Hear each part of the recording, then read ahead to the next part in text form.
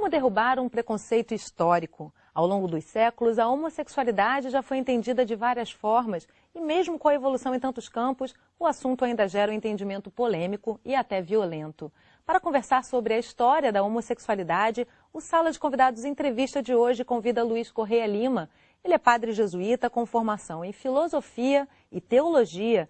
É doutor em História e professor do Departamento de Teologia da PUC-Rio.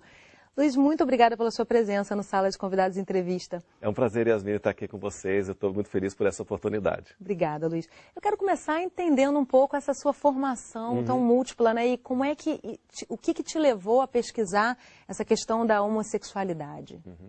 Bom, na verdade, esse trabalho nasceu do meu ministério de sacerdote, encontrando pessoas gays nascidas e criadas na igreja e que viviam conflitos, assim que descobriam a sua condição. E tendo a chance de vir trabalhar na universidade, eu comecei a buscar caminhos. Então encontrei caminhos na pastoral, no acompanhamento espiritual dessas pessoas, e na universidade surgiu a chance de formar um grupo de pesquisa, registrar no CNPq, e aí fazer discussões sobre textos, oferecer cursos de extensão, acompanhar dissertações. Então, as coisas foram confluindo, as oportunidades foram se abrindo. Quer dizer, é um caminho de aceitação e não enfrentamento. Ou seja, como é que você pessoalmente, quero começar com essa questão mais pessoal mesmo, como é que você pessoalmente entende a questão da escolha, da opção sexual? Como é que você vê isso? Pois para mim ficou claro e evidente que não se trata de escolha. Muitas pessoas homossexuais já me disseram: padre, se fosse para escolher, eu não teria escolhido. Pelos próprios problemas, pelas dificuldades que as pessoas enfrentam com a rejeição, com a hostilidade que existe na sociedade. É uma condição, ninguém escolhe. E, enfim, é algo que por muitos séculos foi tratado como uma abominação, até da metade do século XIX em diante foi tratado como doença até poucas décadas atrás. Então é algo que ainda está no imaginário coletivo como uma doença ou abominação, mas hoje a gente vê que isso é diferente e é preciso que as pessoas se aceitem, se assumam, é preciso que as famílias aceitem, as instituições também, incluindo a igreja. Não é um trabalho fácil, mas é um caminho inexorável que tem que ser trilhado. E necessário, né? Necessário, sem dúvida. Agora, quando se fala em religião e homossexualidade, a sexualidade em si é muito polêmico. Onde é que fica o maior desafio para você? Se é que tem um só, né? Eu acho que são muitos. São vários, mas a questão da sexualidade é complexa para o cristianismo. O cristianismo tem uma forte herança da tradição grega, de um certo desprezo da corporalidade. Apesar desse desprezo da corporalidade, essa desconfiança em relação à sexualidade, o sexo heterossexual com fins procriativos acabou tendo um status aceitável no cristianismo, na história do cristianismo, embora ainda com uma certa culpabilização. Então, compreender outras sexualidades não heterossexuais ainda é um desafio grande, mas que precisa ser enfrentado. Agora, falar de homossexualidade sem pensar no desejo, sem discutir a existência do desejo é inevitável, né? Sim. É impossível, né? É o que trata a chamada teoria de gênero. Porque normalmente se pensa, quer dizer, o sujeito tem um corpo masculino ou feminino, então tem uma compreensão de si masculina ou feminina, tem desejos pelo outro sexo e práticas sexuais e uma função social correspondentes. Quer dizer, a teoria de gênero problematiza essa correspondência absoluta. Então a pessoa pode ter o corpo de um homem, o corpo de uma mulher, mas pode ter uma outra compreensão de si mesmo, uma outra autopercepção e pode ter desejos e práticas sexuais que não correspondem à expectativa daquele corpo. Quer dizer, é a chamada heterossexualidade compulsória, que vigorou na nossa cultura ocidental por muitos séculos, mas que hoje está sendo problematizada e está sendo, vamos dizer, amplificada, quer dizer, está sendo diversificada. Você está querendo me dizer que é possível, então, para um religioso aceitar que existam 6 bilhões de sexualidades? Você acredita, assim, que cada ser humano compõe um tipo de olhar sobre a sua própria sexualidade? Eu aceito que as sexualidades são várias.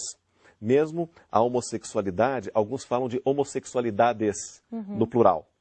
E aí tem a sigla LGBT, né? Lésbicas, gays, que vai bissexuais, mudando, né? travestis e transexuais, o T já é para os dois, e agora já querem acrescentar o I, que são os intersexuais. Há uma outra teoria nesse campo, que é a teoria queer. Queer, que quer dizer extravagante em inglês, que afirma que as sexualidades não são fixas.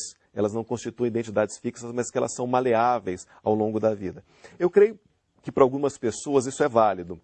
Não para todos. Algumas pessoas acabam tendo uma sexualidade, vamos dizer, definida, que carregam por toda a vida. Mas, de fato, as sexualidades e homossexualidades. E é possível, então, a gente contar uma história da homossexualidade dentro da história humana? Claro. Você consegue ver um marco ali de início, por exemplo, dessa história? Ou isso sempre aconteceu, sempre existiu? Olha, o que nós chamamos de homossexualidade já existe no mundo animal. Mais de 450 espécies já são conhecidas que têm indivíduos homossexuais. Entre os mamíferos, 71 espécies identificadas. Nos primatas existe, no chimpanzé, no macaco bonobo e no ser humano também. Então, quer dizer, isso já vem do mundo animal. No passado não havia o termo homossexual. Ele é criado na segunda metade do século XIX. E na antiguidade greco-romana, a prática sexual não classificava o sujeito. Isso é algo que vai vir bem depois. A tradição judaico-cristã traz o conceito de sodomia, que foi a tentativa de estupro feita aos hóspedes do patriarca Ló, que gerou o castigo divino. Isso está no livro do Gênesis, capítulo 19.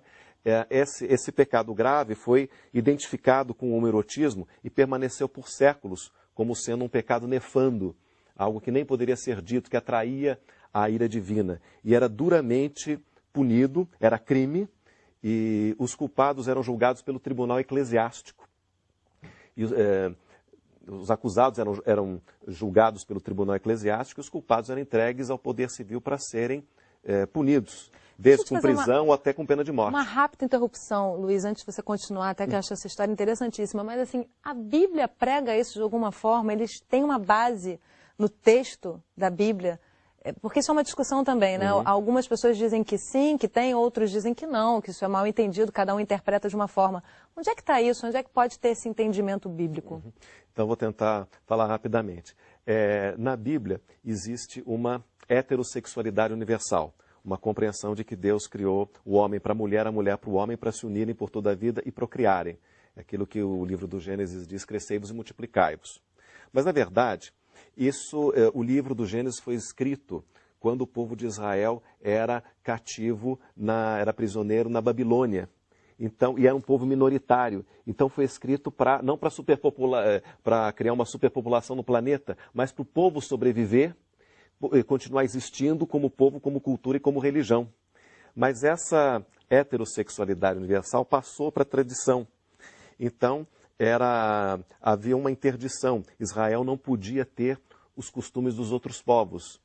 Era proibido de uma série de coisas, inclusive se proibiu o homoerotismo. E isso passou para o cristianismo. Inclusive nos escritos do apóstolo Paulo. A religião sai dessa antiguidade também, né, do Velho Testamento. Nesse contexto. Por isso, a sodomia foi logo já no primeiro século, o pecado de Sodoma foi logo no primeiro século identificado com o homoerotismo.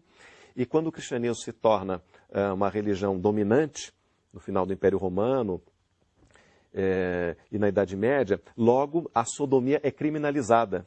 E isso vai até o século XVIII. No século XIX, para justamente retirar o homoerotismo do âmbito religioso e moral, se criou o termo homossexual. Mas aí ele passa a pertencer ao âmbito médico e à patologia. Então, quer dizer, deixou de ser considerado um pecado nefando, que não podia se dizer, para se tornar uma doença, uma inversão. E aí, o tratamento dele não era menos perverso, porque a gente tem, inclusive no Brasil, na primeira metade do século XX, pessoas homossexuais internadas em hospícios, médicos que sugeriam o tratamento com choque elétrico a pessoas homossexuais. E essa patologização vai até os anos 70, aí que começa a mudar. E por fim, a Organização Mundial de Saúde retirou a homossexualidade da lista de doenças nos anos 90. Quer dizer, então, essa despatologização é algo muito recente, mas a homossexualidade continua na cabeça de muita gente como perversão, como doença. Basta ver que entre os palavrões mais ofensivos que existem, estão aqueles que se referem à condição homossexual ou a relações sexuais entre pessoas do mesmo sexo. Então, a homofobia, essa aversão à homossexualidade ainda está presente na cultura. Essa homofobia, posso dizer que, então, ela acontece principalmente pelo que se diz que é normal ou anormal diante do entendimento social em cada momento, não é isso? Sim. E é uma coisa que está muito arraigado, que chega a ser até irracional. E fica mais forte até do que prega a Bíblia também, que é a aceitação, que é você ter um entendimento de que cada pessoa tem seu espaço e que a agressão muitas vezes, quer dizer, se confunde um pouco, né, esse entendimento bíblico. Porque também não há nada que pregue a violência contra uma pessoa que seja homossexual na Bíblia. Na verdade, sim. Porque no Antigo Testamento, sim, é uma interdição que devia ser punida com pena de morte. Mas isso está situado naquele contexto. Agora, nós não podemos ler a Bíblia como se vivêssemos há 2.500 anos atrás. Claro. Quer dizer, não basta simplesmente ter um entendimento do que a Bíblia diz. É preciso saber o que significa para nós hoje o que a Bíblia diz. A gente faz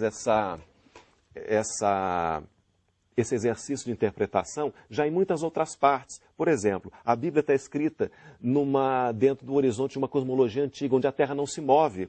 O Salmo 93 atualiza, né? O Salmo 93 diz, a Terra está firme, inabalável.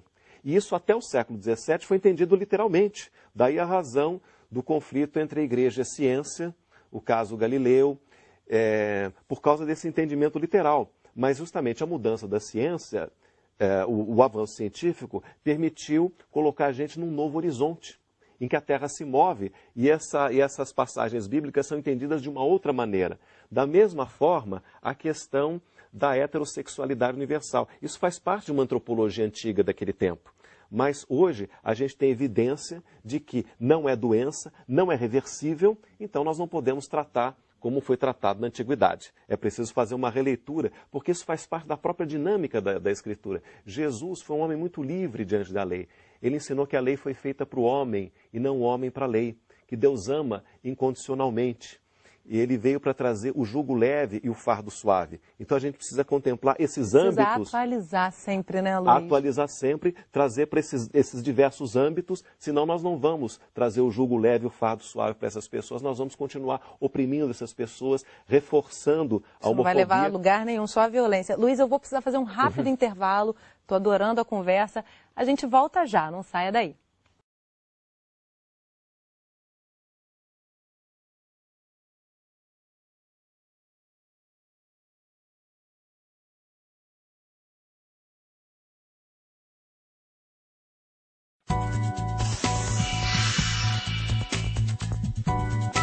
Estamos de volta conversando sobre a história da homossexualidade. Comigo no estúdio, Luiz Correia Lima. Ele é padre jesuíta e doutor em História, professor do Departamento de Teologia da PUC. Luiz, a gente vinha conversando sobre várias questões que aconteceram na história da religião, na história da humanidade mesmo, que foram marcando a evolução de como a homossexualidade se coloca para a sociedade. E aí vem a questão, né? A família hoje, que já evoluiu em tantos... Vamos chamar de evolução, porque eu acho que é o mais entendido hoje, mas a família hoje, ela já se prepara, já tem um entendimento melhor da homossexualidade. Como é que a família lida hoje? Em que momento a gente está? Bom, acho que a gente pode falar das famílias também no plural, porque essa questão hoje está se visibilizando. Não se pode dizer que existe mais homossexualidade hoje do que no passado, mas a homossexualidade hoje ela é mais visível, as pessoas estão se assumindo. E as famílias estão tendo que lidar com esse problema. Quem não é homossexual, ou tem um parente próximo que ou um parente distante, ou um colega de trabalho, ou um vizinho. Quer dizer, ninguém escapa dessa questão. E aí, na questão da família, há uma diversidade. Por exemplo, mesmo pais que são liberais, que têm amigos homossexuais, quando descobrem que um próprio filho é homossexual, a pessoa fica um pouco desbalanceada. Inclusive, gente com quem eu já conversei que precisa de um tempo para assimilar mesmo as famílias notícia. Mais liberais, né? Mesmo as famílias mais liberais vivem um impacto por um certo tempo. Quer dizer, esse impacto não significa que seja rejeição, mas até para a pessoa arrumar as coisas dentro da cabeça de que tem um filho gay. Agora, existem também famílias homofóbicas. Há pais que dizem prefiro um filho morto que um filho gay. Ainda, né? Ainda, e isso é devastador. Porque há casos de suicídios de pessoas homossexuais, há casos também de depressão, tristeza profunda pela qual muitos passam. Por isso que é tão importante enfrentar a homofobia, combater a homofobia nas escolas também. É preciso combater a homofobia para que as pessoas não caiam em depressão, não cometam suicídio, né? Ou não vivam uma vida com uma baixa estima enorme. Agora, a gente está num momento interessante, então, até para se falar disso, né, Luiz? A gente acabou de ter a aprovação pelo Supremo Tribunal Federal da união estável homoafetiva. O que isso traz? Que momento é esse que a gente está vivendo para a história da homossexualidade, para a aceitação? Você acha que isso traz mais aceitação, leva o assunto para as escolas, por exemplo, para a imprensa? Ou isso também pode trazer de volta mais atos homofóbicos? Enfim, como é que você entende? Que tradução a gente tem desse momento? Eu penso que há um acirramento dos ânimos à medida que as coisas... Dos dois lados, né? Dos dois lados, à medida que o assunto vem à tona. Mas não há como haver avanços sem o assunto ser trazido à tona. E essa decisão do Supremo significou uma tradução para o mundo jurídico de uma reivindicação dos movimentos sociais de algum tempo. Na verdade, se a gente situar na história dos direitos humanos, há uma primeira fase dos direitos humanos que é a restrição do poder do governante. Os direitos civis, liberdade de ir e vir, direito à propriedade, à vida, etc., né? A inviolabilidade do domicílio. Depois a gente tem direitos políticos, de votar e ser votado, sufrágio universal, direitos sociais, salário mínimo, etc., redução da jornada de trabalho. E uma quarta geração de direitos humanos, que são o direito das mulheres, o direito à não discriminação por motivo de raça, o direito ao meio ambiente e agora o direito à livre orientação sexual. Quer dizer, é a liberdade e a igualdade que existe para os outros âmbitos, trazida para o âmbito da diversidade sexual. Quer dizer, é um momento, então, de evolução, realmente. Agora, você consegue imaginar, por exemplo, essa evolução chegar no casamento para o homossexual? Você consegue imaginar a igreja aceitando o casamento gay? Consigo. Na verdade, a igreja acompanha a evolução da sociedade. A igreja é um microcosmo dentro de um universo maior que a sociedade. O casamento, principalmente o casamento religioso, ainda está ligado a essa heterossexualidade e ele é símbolo da união entre Cristo e a igreja, da união entre Deus e o seu povo eleito.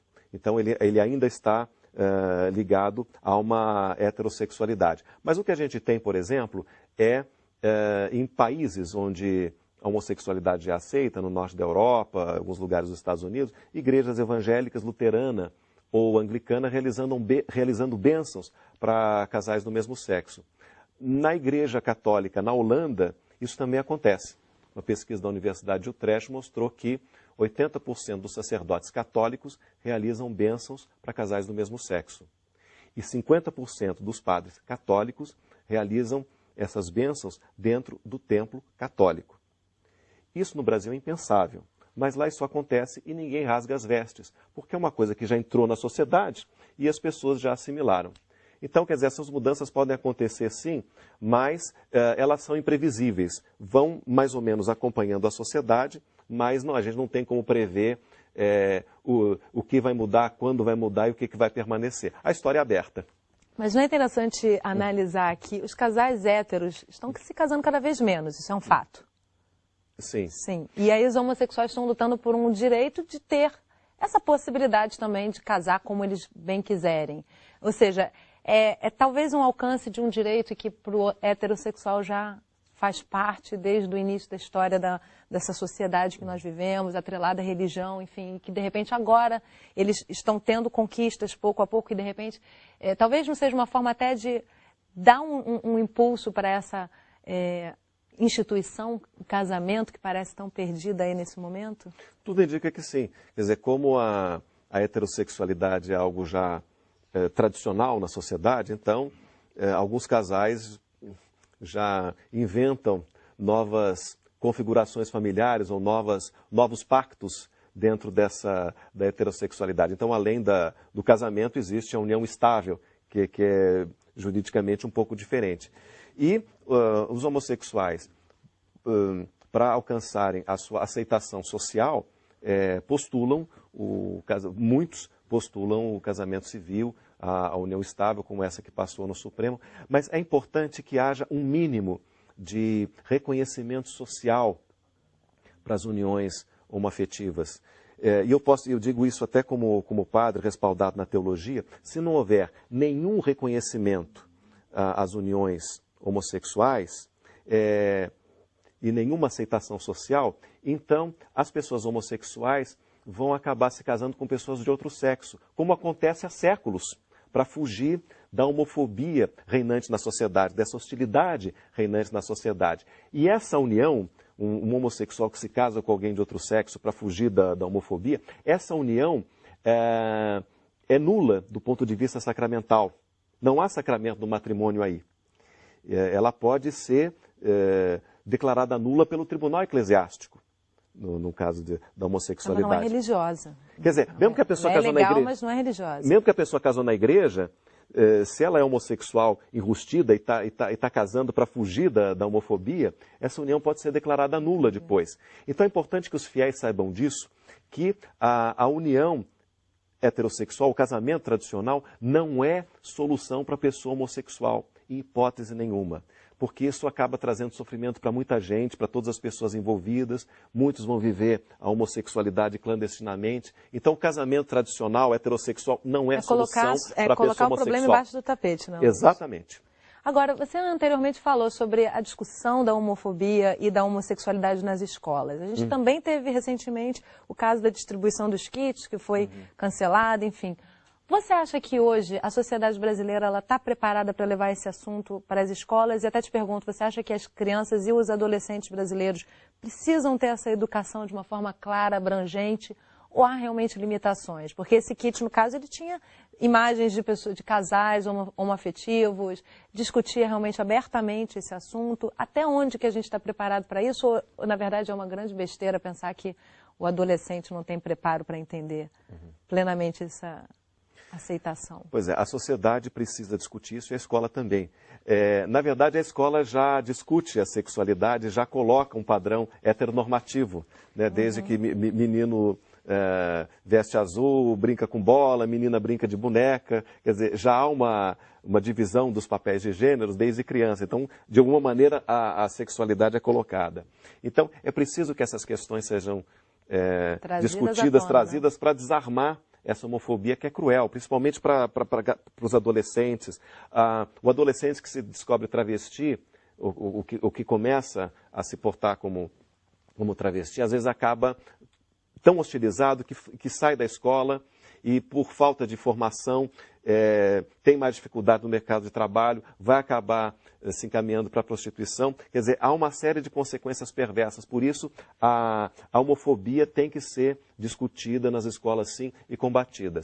Esse kit trouxe uma série de polêmicas, eu vi os vídeos, não achei nada demais, mas como esse assunto é sensível na sociedade, está havendo uma negociação do Ministério da Educação com segmentos evangélicos para que algumas frases sejam modificadas de modo que não haja uma propaganda da homossexualidade ou uma possível propaganda da homossexualidade. Foi informação que o ministro da Educação trouxe, que conversou com a presidente, e que haveria algumas modificações e o kit seria lançado.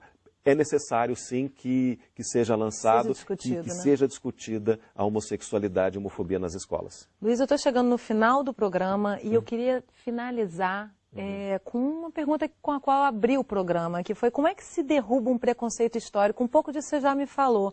Agora, o que mais precisa ser feito para se derrubar um preconceito de milênios?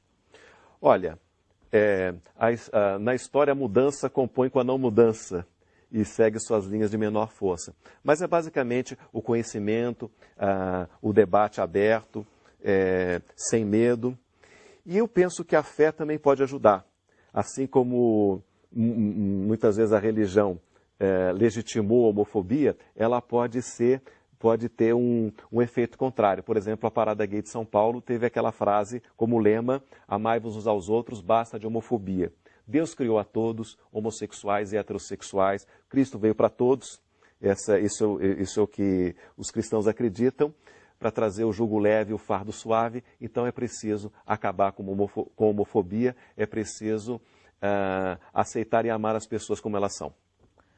Muito obrigada, Luiz, pela sua presença aqui no nosso programa. É sempre bom ouvir uma mensagem equilibrada, né? Enfim, a gente precisa lidar com a aceitação com o próximo. Muito obrigada por ter vindo. Eu que agradeço, Yasmine. É um grande prazer para mim. Obrigada a você de casa que acompanhou o Sala de Convidados Entrevista. A gente fica por aqui. Eu espero você no próximo programa. Até lá!